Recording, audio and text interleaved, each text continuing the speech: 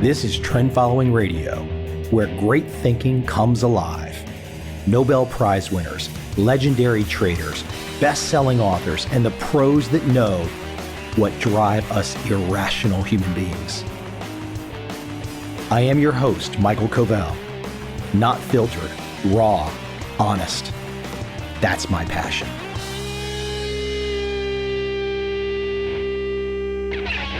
My guest today is Robert Glazer. He has a new book out called Elevate. Push beyond your limits and unlock success in yourself and others. I love this kind of thinking. I love this kind of writing, and especially when somebody can communicate like Robert does. A great back and forth conversation over a subject that too many of us like to avoid. We fall into the trap of average. We fall into the trap of not caring, not thinking, forgetting to improve. Look, life extension is not yet out. You got one shot. Be the best you can be. Yeah, I sound like a motivational guru right now. That's not the point. Don't be a slacker.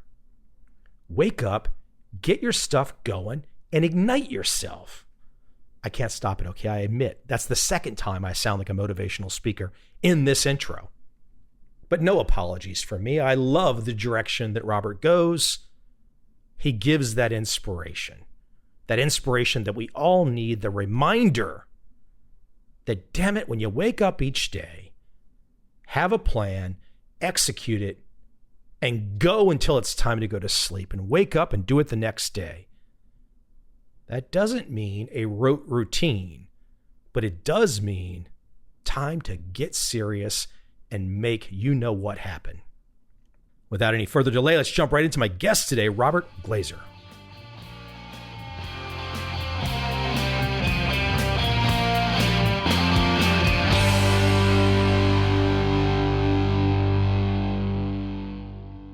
Robert, let's jump right in.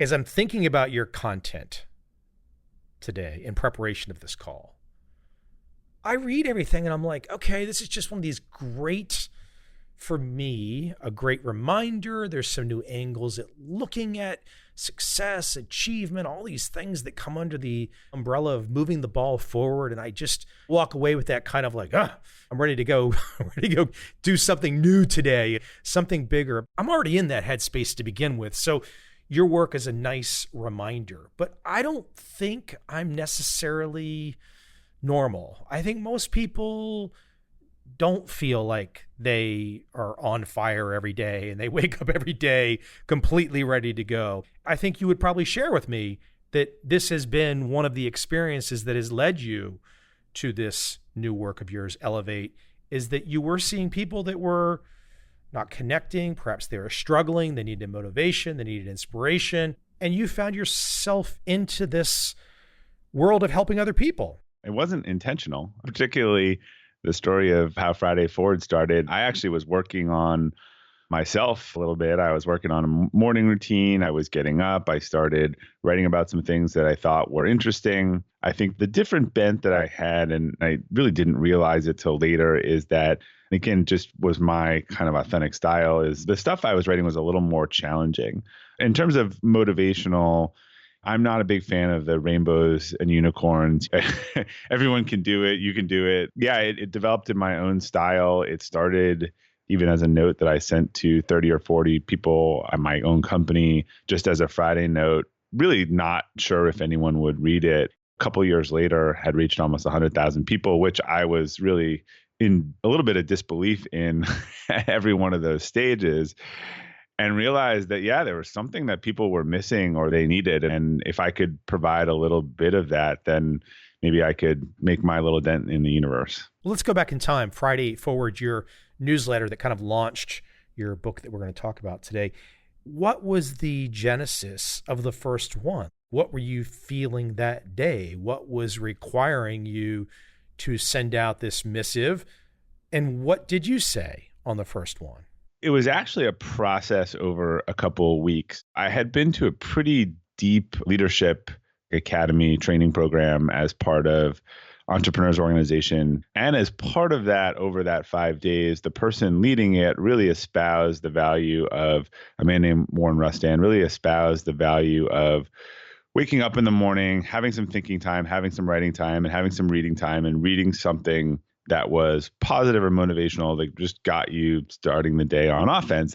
They gave us out some books, and they were quotes or Chicken Soup for the Soul. And while I liked the concept, the material wasn't really doing it for me. So a few weeks later, I came back. I actually had some of these stories people had sent me and some cool quotes and some cool images. I just decided one Friday, and I think I called it Friday Inspiration, that I would pull that into a note for the team. And it changed form for like months until I kind of settled on a consistent form. But I just started sending it. I figured it'd be a good discipline. It was a way for me to kind of speak to our 30 or 40 people, not anything related to the company, but we're growing a lot, and maybe push people to think about how and where they could get better.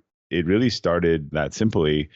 Then 5 or 6 weeks later, I start getting emails back from people saying, you know what, I really love this, or I did this, or you talked about signing up for a race and I did this, or I'm sending it to my brother and he really likes it, or I sent it to so-and-so. And what happened was then I found myself at another event with a bunch of CEOs a month or two later. We were talking about sort of best practices. And I said, hey, I send this note to my team and I've gotten really good feedback. It seems like a good way to connect. It's been good for me to kind of focus on something and really focusing on growth. It's one of our core values. And a bunch of them said, oh, that's interesting. Send it to us. And like good entrepreneurs, one started his own and runs it to this day. And the other 3 or 4 just started forwarding it to their company every week. And so that became how it got shared. And then eventually, because of those requests, I had to switch it from sort of a BCC email to a newsletter, and something that people could sign up for. Let's see if I can I want to call it a frustration that I have, and an interesting, at least in my mind, it feels like maybe not contradiction's the word, but look, you mentioned the word entrepreneur several times in what you just said. And when I look at your work as an entrepreneur for a long time, it instantly speaks to me. I get it. It reinforces, it inspires, it leads me to a new path. And I think for anybody that is an entrepreneur or wants to be an entrepreneur, maybe they're not yet, maybe they're in a job and they want to migrate, they have an ambition to migrate at some point in time. Everyone has to kind of cut their teeth. But there is a significant number of people that view themselves in a job. Now, we could have a whole different argument or discussion about that in of itself. I think it's a tough way to think in this day and age where things can change so fast, and it leaves you trusting other people more than perhaps trusting yourself. But speak to the idea of this conundrum of the one side of the equation are the entrepreneurs thinking like entrepreneurs, those that want to be entrepreneurs, perhaps waiting, biding their time until they can make the move. And then the other side are people truly in the job mindset where do you see what I'm going at? And I think even if I look at something like Seth Godin's blog, I always feel like, God, does Seth Godin's blog really appeal to people that are just clocking in for 40 hours a week? Yeah, I mean, it's a great point. To be clear, I think there were some genesis for me in the projects because entrepreneurs are the ones who always tell, yeah, go do it. Don't think about it. I think more in the context from my decision to do it or some of the sharing of it. But it was actually written for our employees. It was focused on, I have this graph that when you're in a company that's growing, you actually have to get better to sort of keep your job because the needs of the positions are growing. The audience was actually anyone who was looking to learn and grow in place. I always say that, look, being an entrepreneur, you have to have a certain DNA or come to that point. It is not for everyone. I think a lot of people actually identify that that's not what they want or they don't have the risk profile. I would say it looks really sexy in the rearview mirror. I was going to say it looks sexy on paper. Think of the exact same thing. No, I think the rearview mirror, because I think you talk about someone who's had a successful company or an exit or something. I know their frustration is always that no one sees all the pain and 10 failures and everything they went through. Before that, they just see the result after 15 years. I agree with you, but I think the real opportunity for everyone is to drop the excuses, elevate, get better, step up in their organization, step up to new opportunities. That does not mean at all that they need to or want to start their own business. Let me take you back to another phrase that you used in one of your answers so far. You used the expression core values. And now it makes me think, I say to myself, I really don't have written down a set of core values. I'm sure I have them in me. I'm sure they work. They're part of the operating system, but I don't have them written down. Why don't you speak to core values and the notion of taking the time to actually isolate what they are? Yeah, so you described the problem perfectly, I think, for 99% of all people. I think your core values are something you have. They're something you discover. They're not something you make up. They're not aspirational. If you go back, and I've done this as my parents recently moved and dumped all my report cards from childhood on me and said, take all this stuff or we're throwing it out.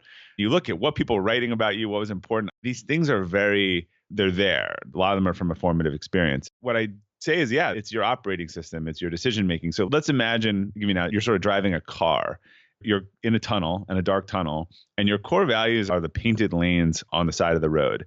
Now, if you know where those lanes are, you're going to stay kind of in the middle. If not, you're going to hit the wall on one side. You're going to feel you hit the wall and bounced off and hit the other side. So I think that's how a lot of us navigate life. When we hit a situation in which we're really going with or against our core values, we feel it. We either feel really energized and time stands still and we're solving problems we want to solve, or we're just kind of drained and floundering. So for me, the process of figuring those things out, putting them on your desk, being able to articulate them, when you start coming to decisions around, and I had a big decision I had to make this week, and I was talking it through with my wife, those come into mind. It's a huge difference. I just think you make fewer of the wrong decisions.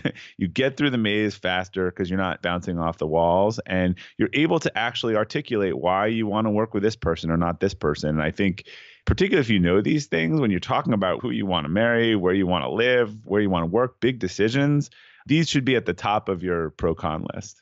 Give me a core value of yours that might surprise people or they can learn from because they did not think about it. I have a few.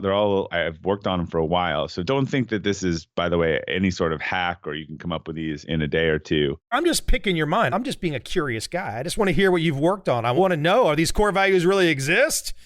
One of mine I've labeled respectful authenticity. It is really important for me to be direct and authentic. Going back to that 5-year-old report card, my teacher, who should win some award, wrote some paragraph about how I was very direct with my classmates and sometimes they weren't ready for that feedback. What would be an example of directness, though? Let's get granular here. When you say directness, instead of having to imagine it, what's a great example of directness in Robert? In Robert, I just tell people the truth, but I try to do it in a way that's really, I'll give you an example. I'll give you a preview to this week's Friday Forward. I've been hearing this comment a lot. People say, if I'm being honest, and then they continue a sentence. And it's disproportionately said by women. And we have a lot of women in our organization. I've been really going out of the way to encourage them to stop saying that and how it's really disempowering. I've met strangers recently who say, I asked them something, they say, if I'm being honest, and I've said, hey, can I tell you something? You really shouldn't. Because if you're not being honest, you're being dishonest. And they don't even realize they're saying it. It's become like a crutch, but it's a really bad thing to say. Again, I feel very driven to let people know that they're doing this. I feel like it's like you've got something hanging off your face and no one's telling you, but doing it in a way that is supportive and respectful. That is even the evolution of our mindful transition program at Acceleration Partners, where we try to be really honest with people around their role and their job. And when it's not something we need anymore, we'll help you find a new job and we want to support you, but we're not going to kind of beat around the bush on that. In all aspects of my life and the things that I do, people ask me to do, beating around the bush is just not something I enjoy doing or I'm willing to do or I'll sign up for. You said direct, and then you also said authentic. What would be, they seem to blur a little bit, but speak to authentic. I mean, authentic is you're telling someone that or you're sharing that in a caring and supportive way because you actually care about them, not because you want to be right or because you're a jerk. This goes a little bit to Kim Scott's kind of radical candor. There's a lot of people who they might say, oh, hey, if my wife puts on a dress, the answer is not, oh, that's terrible. You look terrible in that. That's not respectful. To me, it's the authentic. I just think there's so many places where we're avoiding telling people the truth in life and in business, and we dance around it. It frustrates me. I think in a lot of cases, we're making things much worse. Here's a great example for you to play with. This happened to me literally before I got on the call with you. I exchanged emails with a complete stranger. He wrote me, he was talking about my trading world. He told me that he was being mentored in a new program to make money. And he was expecting an expectation to make 1% per day. I gave him the bad news very upfront. I said, look, this is going to end one way, bad. And he wrote me back. He said, well, you're very opinionated. And I thought, I was just trying to be real. I didn't want to offend him. He's being very nice to me. But if someone, look, even you, I don't know all of your background, but in your world, if someone comes to you and says, Robert, I've got a way I can make 1% per day. I mean, you're going to shake your head and just say, hold on, man, have you really thought this through? Some people don't want the message. You can try to help them. I mean, I'll give you another example where there's someone I know who's a fractional CEO. I've known them for about 10 years. They do these jobs for about 12 months. Every time they're done with the job, I get an email that says, hey, I'm looking for a new opportunity. Here's my thing. You know what I do. I'm really good. And it's written kind of as an email, not as a newsletter. So it's very direct. But otherwise, over 10 years, I've never heard a communication from this person. I had a couple of things happen last week otherwise where we were dealing with some stuff at work where people really hadn't been as honest with they should have people earlier on. And then it came back to bite them as it usually does. I said, you know what, the last 2 times I got this, it rubbed me the wrong way. And I wrote a reply and I said, Dear X, I just want to let you know that the only time I have heard from you over the last 10 years is when you need a job. And when you send these emails, it doesn't really feel like a great way to keep up a network. Honestly, it kind of rubs me the wrong way when I get it. And I want to let you know because I have to assume that other people might feel the same. And I've thought about it and I didn't say it and I wanted to say it.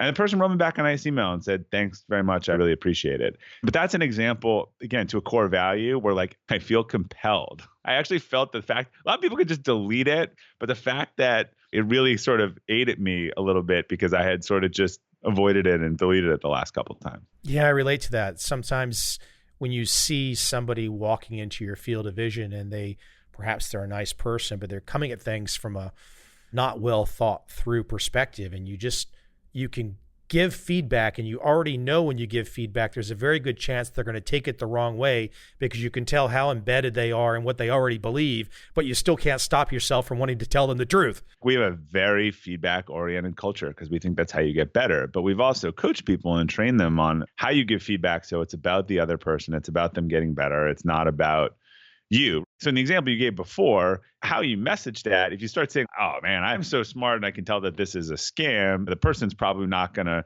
react well. If you err on the side of, hey, you know what, just be careful around this. I've seen a couple friends really get hurt. How we deliver these messages is really, really important. It is often not the substance, it is the delivery. Are you telling me my brass knuckles approach is not going to win me friends? Come on. I know you sounded like you were in the middle to me. So I was just pointing out if you went to both extremes, but that's what you're thinking in your head, like, oh, Jesus, why is this person falling for this? I think also it depends on the relationship. If this is a random stranger, I don't really have an investment. If it's a friend, a lover, something, family, coworker, maybe you have more of an investment to do what you just said, which is a little more compassion. My friend, Malik Muhammad, he's an amazing man who's worked with all these incredible social service organizations to help really change youth behavior.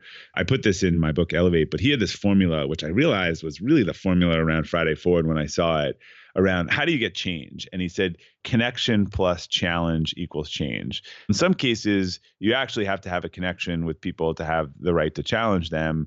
But in other cases, actually, and particularly starts with use, challenging them was part of developing the connection. But if you really want to change someone's behavior, you have to have both. Yeah, that's a great point. I mean, some people will have the DNA to take the challenge, and maybe you'll challenge some 16-year-old kid. He will just take that feedback and instantly know that someone just carved a little bit of his diamond in a better way, and he will relate to it and get it. Then other people might just be offended and go into a shell or whatnot. Right. And it's different in each case. One of the really cool things about a core value, so we do a lot of this. We help our leaders and managers figure out their own core values. And we've seen that when they can articulate things or discover things that are pretty innate for them, it really helps their leadership style. We had a really interesting breakthrough with someone recently who just realized that some aspect of her core value was when she was struggling with that with people on her team who didn't show it, she just couldn't articulate it. And now that she understood what it was, she was able to mitigate that. But one of the weird things I found as when you've solved the core value or you have it correctly is that if you envision someone, I'd have to interview you here. I don't know. Do you have any sense of one of your core values? I'm thinking about this. I mean, I think I gave you a good example. I must get to the essence of something.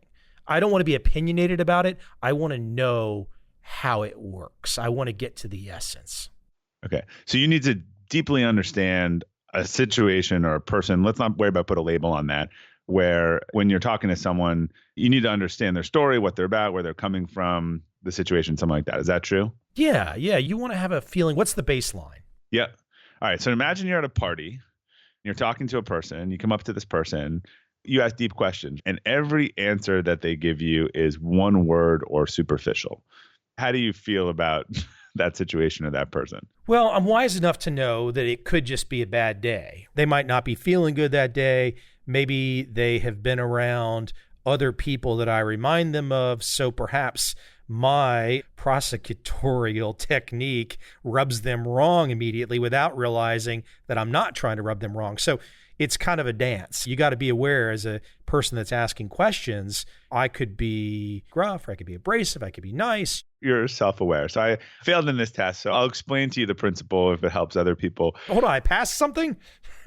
No, it failed. Oh, okay. So it failed to show. So what I've actually found is that if you're not sure if you have a core value, when you picture a person that is the inverse, the absolute inverse, you meet them at a party, it is like being around kryptonite. An example, I've tested this with people who've really discovered that gratitude's a core value. How do you feel when you're standing at a party next to a trust fund baby who complains that they only got it, and they're like, I want to scream and I want to run?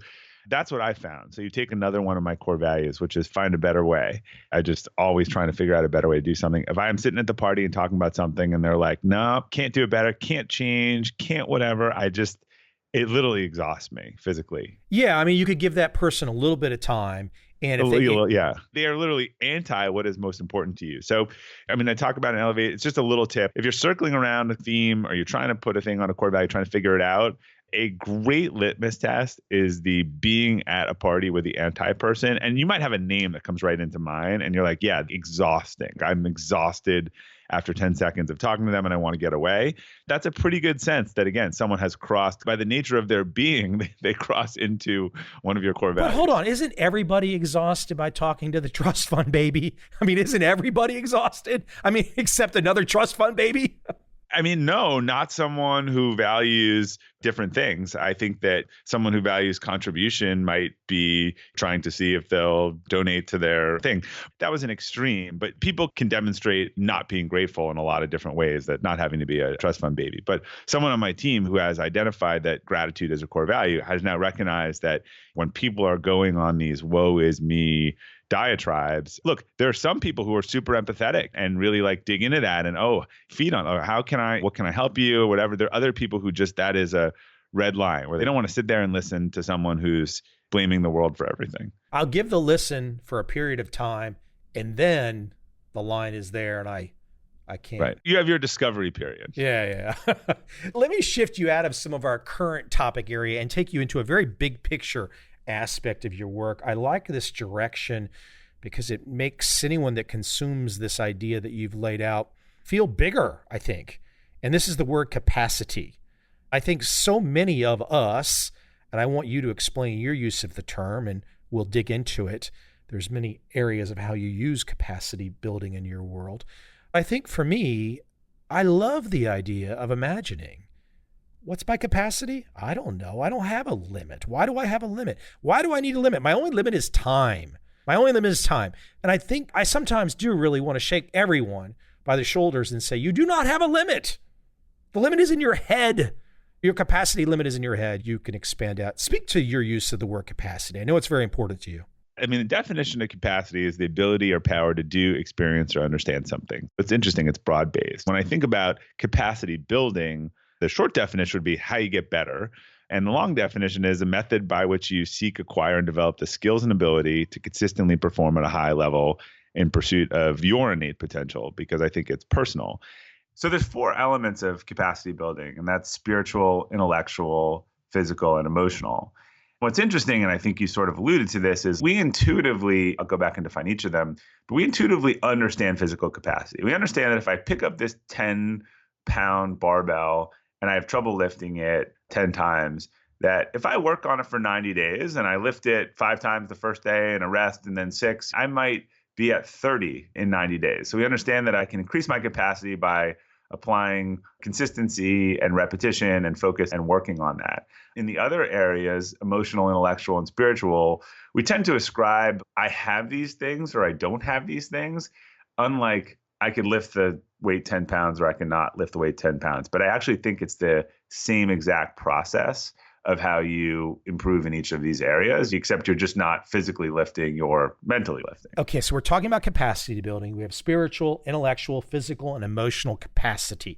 You just talked about physical capacity. That's obvious. If I was not reading your book and I heard the term spiritual capacity, I would not know exactly what you meant. The floor is yours. So spiritual, it's not religious. Some people might think that, but spiritual capacity is simply about understanding who you are, what you want most, and the standards you want to live by each day. This is where your core values, your core purpose, and kind of your why come into play. These go in a specific order. Intellectual capacity is about how you improve your ability to think, learn, plan, and execute with discipline. This goes from having a commitment to improvement, having a growth mindset, being proactive, setting goals, establishing routines and habits. This is where you really lock down what you want into how you improve your operating system to get it. Physical capacity is your health, well-being, and physical performance. Obviously, we know about maintaining health and wellness. Sleep and stress hugely affect our performance and how we build resilience and embrace competition.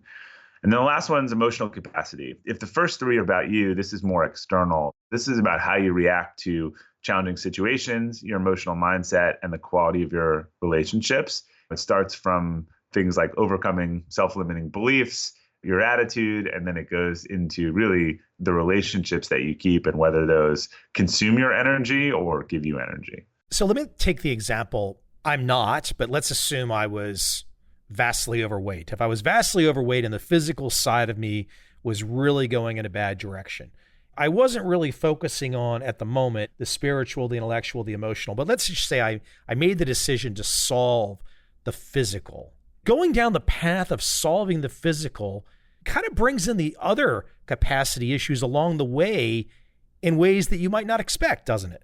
These are all deeply connected. And my visual is a ball with 4 chambers. And some people point out, it has to be a gas, not air, because it's dense. Okay, fine. So it's a gas, not air. The bigger all 4 of them grow in tandem, the more momentum it has. And yeah, the ball will roll, but if one gets really out of whack, then you're going to have a problem. Take your example. So let's say you really decide to improve your physical health. You improve your sleep, you improve what you're eating, your weight. Suddenly you're getting up, you're feeling better, your patience is better, because you're not irritable all the time. Well, that affects your relationships and your emotional capacity and how you just deal with stuff. Your ability to learn when you're not exhausted is better. So that affects your intellectual capacity. So yeah, we can play a game. I can give you an archetype of what happens when you have one of these is really missing and how it knocks it off, but they are all interconnected. And I think they work in tandem with each other. The spiritual one's interesting. It sort of stands alone and first because it really helps you define where you're going. So for a lot of people, once they get clarity around that, the other stuff has more purpose and focus because it's in service of that. However, the inverse is true. You will see people who their spiritual capacity is very low, but their intellectual, physical, and emotional is high. They're achieving all this stuff. They look like they're crushing it. They look like they're successful. But if you talk to them, they're really unhappy. They're pursuing someone else's definition of success. They actually haven't figured out what's important to them. And I've seen a lot of those people too. Let me take you to spiritual capacity for a moment, because I think there's a foundational aspect of that, very important. And I don't know that so many people really think about this. As I'm talking to you, I'm making notes here and I'm saying, what is my why? Finding your why. I mean, I know what my why is. I just had to kind of write it down in a few words. And I was thinking to myself, what is Mike's why? I think my why starts with enough personal experience to be a skeptic. And from that foundation, I just want to find the truth. And I think that's my why. I think that's why I exist. It's almost like being an investigative reporter. I really enjoy finding the something that large numbers of people did not get or understand or even know. That probably produces inside me some kind of flow state, some kind of joy state, almost like it's the heroin without the heroin, something like that. Yeah, and 9 times out of 10, I won't put you on the spot if you don't want me to. If you look back to your childhood, There is something endemic that makes that important to you. And When does childhood start? For that example, as you're asking me, how far back? I'm not a psychologist, although people have asked me that. Probably till there's some conscious awareness. For a lot of people, it's really clear. Their family grew up in poverty or discriminated against, and they are a champion of equality, or they become a lawyer to go fight. I think for a lot of people, that connection is really clear. I continue to find time and time again that there is some formative thing fairly early on. Sometimes it's negative, sometimes it's positive, sometimes it just is, but that made that really important to people. And that was true in my case. And the more I ask questions of people, the more I get an answer that they're so driven to do something that there's a reason for that. So to answer your question, since you asked it and you put me on the spot, not really the spot, I'm not shy about saying anything after 800 plus podcasts, but I think for me, spending my first 12 years of school in a religious school left me asking a lot of questions, because if you are thinking and listening to religious messages, generally you're going to have questions. You're going to have questions because regardless of the religion, it's a certain dogma. And a curious kid is going to ask questions. And so if you are 6, 7, 8, 9, 10 years old and you ask a question and you get shot down. I was just going to say, I bet you did not get. No, I didn't get the answers you were looking for. Well, I didn't get any answers. I just get shut up and get out of here and go to the principal's office. So right. Your story is not dissimilar from mine. Mine is really the reason around Better Way and the reason about capacity building, all this stuff is because it's funny, the sit down and shut up thing, I've heard it a lot of times, but mine was for a different reason. I was creative. I was distracted. I had a hard time sitting down, a hard time focus. Every report, he likes doing new things, new projects, whatever. That's actually what I do for a career now. But that was painted as a real negative as I was a kid. And this is true for a lot of entrepreneurs. I've heard very similar stories of, hey, sit down, color in the box, do what we're telling you to. I'm very driven to help people build their own capacity in their own way. And I knew as soon as you started telling that story that you were going to say that you did not get the answers you were looking for. On the creative side, let's take it a step further too. I think when I go into the mall these days and I see a Lego store, the blocks, it seems like today most kids are fascinated by going to get a box of Legos and making the exact toy in the picture. I was complete opposite. I didn't want to make no damn toy in the picture. Just give me the Legos and let me invent something. That was the direction. Right. Exactly. But then when they also have standardized testing everywhere, not really focused on being that creative. But to get it away from me and you for a second and to get to advice that you can give to people about finding their why. So here I am. I'm lucky. I have found a direction, a path where my why is kind of congruent with the direction that I'm going, and it feels very natural. And every day I wake up, I know exactly what I'm going to do. Not exactly what I'm going to do, but I'm alive. But finding the why for a lot of people is very difficult. They might not have any idea, or they feel afraid to embrace their why. Yeah, there's a world-renowned coach that I've worked with named Philip McKernan, who is just brilliant. I did a podcast with him on helping people get clarity about what they want and why they want it. And what he says is a lot of people come to him and spend tens of thousands of dollars for the clarity that they don't really want. There's a thing of, do we want it? Do we want to open up Pandora's box for a lot of us? But I would argue that that's where the magic happens. And again, a lot of people think that this is fluff, but if you see any amazing, sustainable, let's take the venture-backed VC companies out of it, but any long-term, amazingly growth, sustainable place to work, you will find that they have an operational, real set of core values where people are living those, making decisions by them.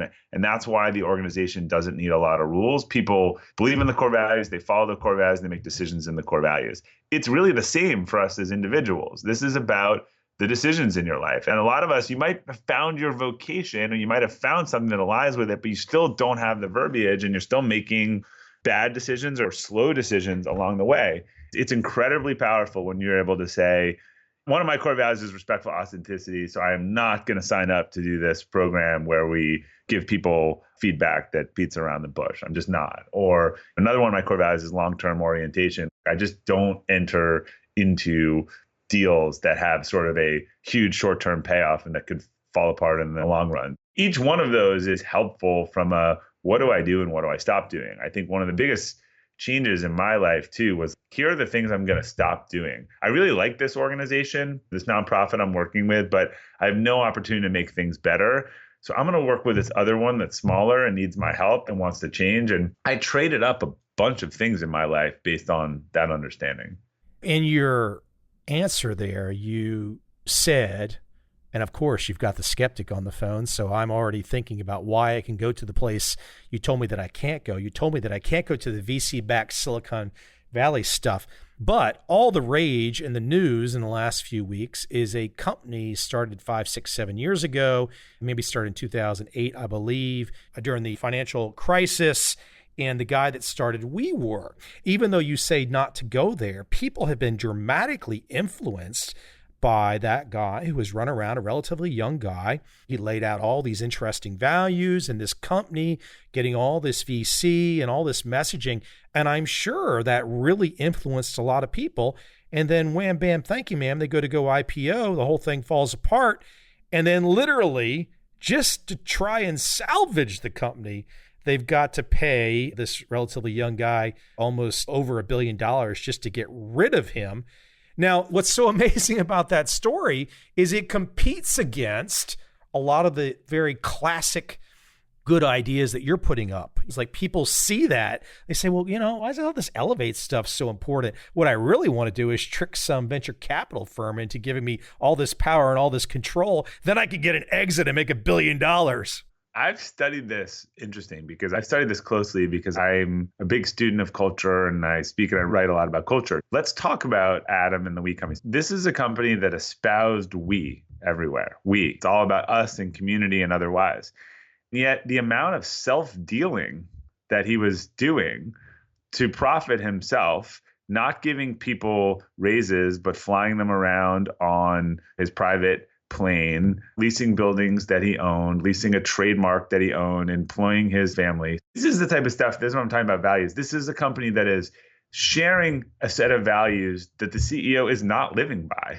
When I just said to the point of example before, again, he could have said, hey, my real values are we equals me, and then see who will sign up for that. When I said the example of if you just want to see a great sustainable company, don't look at that set. And the only reason I said that is because when you're losing tons of money and buying people perks and doing all this stuff in the short term, you can have a high satisfaction level. But usually as you play it out, like in these situations, it's very different in the long run. So when I'm looking at what really works from companies that actually have real values, these are the companies that have had to be profitable and survive and thrive over 10 or 20 years. That company never made $1. It raised a lot of money, but it never made $1. And to me, that's really where values hit the rubber hits the road. I think your real message in there too is that, okay, if you want to go take a speculative flyer and go work with the startup that's never made a dime and is just blowing billions to pay your salary to be there at the fancy desk, you can do that. But just remember, you are sitting at the slot machine. Yeah, and that may be aligned to what's important to you. Maybe one of your values is being a risk taker or chasing those things, but just understand what you're getting into. And this is why people don't trust companies and CEOs. I'm telling you, there are the great examples out there. There are the companies that actually do have values and live them. But then again, the ultimate irony here is what brought down WeWork in the S1 was tons of self-dealing that enriched the CEO for a whole thesis of a company that was about community and sacrifice. This is stuff that makes people really angry, and it should. Well, in many ways, he was probably, I don't know his exact messaging, but I'm sure he was saying many of the things that you might say in your work, but he was saying those things and obviously didn't believe any of them. Yeah, not displaying them. When I say that we have the value of own it in our company, I have to own it. And anyone can call me out for not owning it or embracing relationship.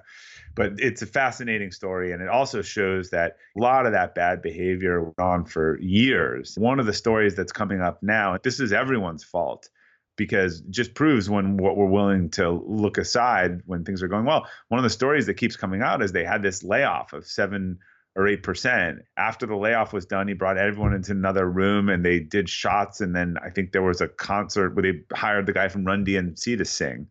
Well, that's not appropriate or okay or whatever. It's But kind of psychopathic.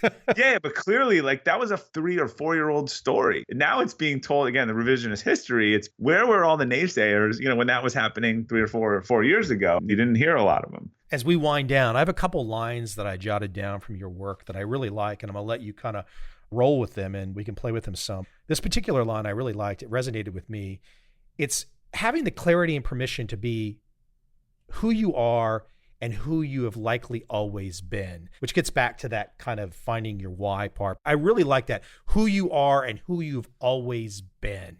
And I think maybe sometimes people don't really realize, I mean, you're kind of laying out with me, asking me questions and taking me back to realize, well, I've always been that kid that was just asking the questions that weren't getting answered. And so if they don't answer my questions, I'm not going to stop. A lot of people don't think about that, like, hey, who have you always been? And how do you use that as your superhero power today? Yeah, it's not about reinventing. Reinventing yourself is not about changing yourself. It might be redirecting yourself or thinking about how you're going to apply their energies.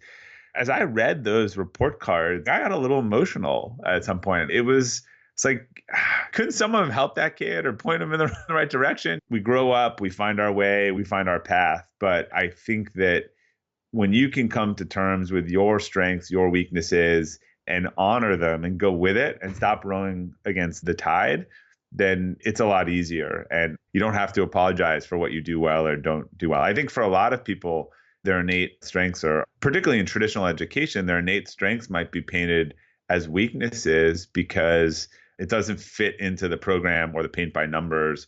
Teachers say they want questions, but they really want questions all day long? No, they don't. And so, I think that's what you saw in your case. I've just jotted down a note to myself. I will be texting my mother and asking her to send me pictures of old report cards because now, hopefully she has them. I think she probably does, but I really want to see these. I know it's not going to be pretty what they said. It's going to be in there. It's going to say he didn't listen to just to tone me. it down. Yeah.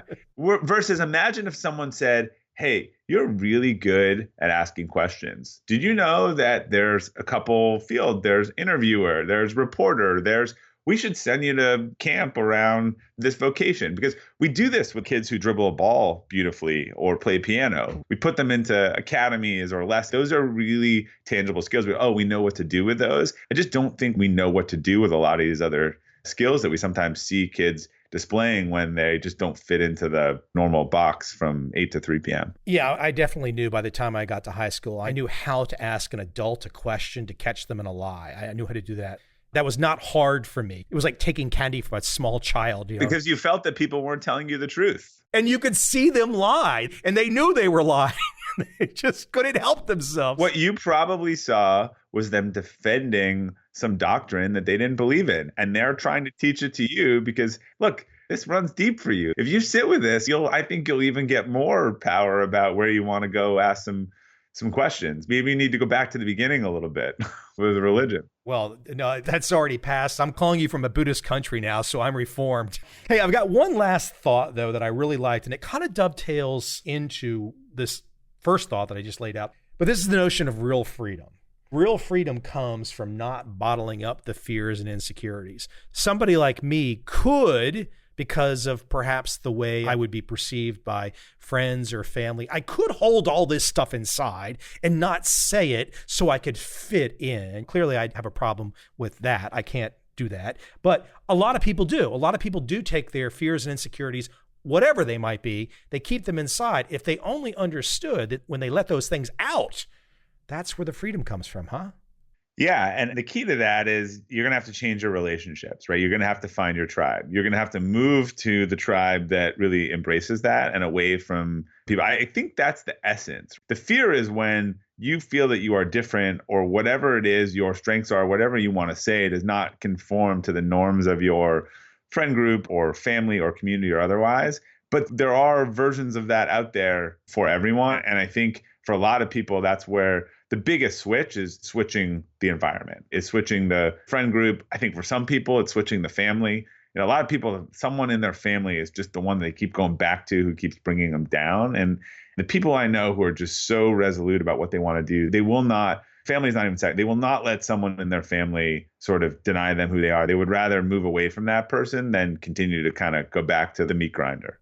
You have to. You have to. I mean, if you have someone in your life, friend, family, work, associate, whatnot, if they are constant drama and you hold on to it, it might be time for you to go see the shrink. If you can't get out of it, something's broken in you, you're not letting go of it. And that's what a lot of your work is all about, which is kind of breaking beyond and elevating beyond that. You get one life. Do you want to live it? Do you want to deal with that guilt? Do you want to go find the people? You would want to be the person in the room that asks the least questions. You're like, oh my God, these people, they even ask more questions than I do. I gotta up my game rather than worrying about offending people. For me, and a lot of people see this as they get older, particularly kind of hitting the 40s, I think their friend circle diminishes in quantity and increases in quality. There's people that I see once a year, twice a year for 4 or 8 hours, but it's amazing. And we're just on the same page in life and what we want. And I'll take tons of those versus the sort of casual relationships that just probably stopped working a while ago. The book, Elevate, Push Beyond Your Limits and Unlock Success in Yourself and Others. Obviously, we could keep going down the path of all kinds of stuff. Apparently, I would eventually be under the microscope and you would be interviewing me if we kept this going on a little bit longer. Apparently, you want to go down the path to find out how insane that I really was. I can't tell one quick story, though. I did in high school. I asked a question of a nun, and I asked her a very poignant question. I think I was 16 years of age. She could not answer the question.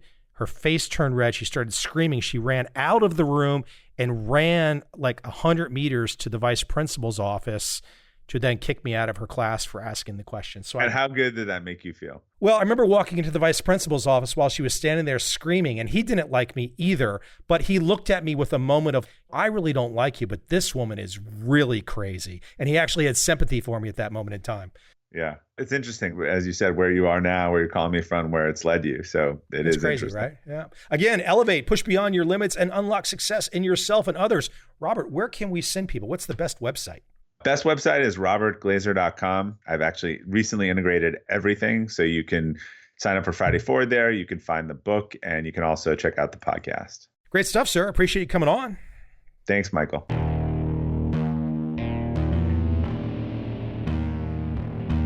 I see a time when those awake will understand how to make money in up, down, and surprise markets. Whether new trader or experienced, college student or financial advisor, protecting against a crash or just trying to make a lot of money, trend following offers everyone an answer in uncertain times. To get started immediately, send me an email, michael@covel.com. I will send you the right trend following steps to take along with my free video. But if you want to buy and hold, trust the government and trust Wall Street, this is absolutely not for you.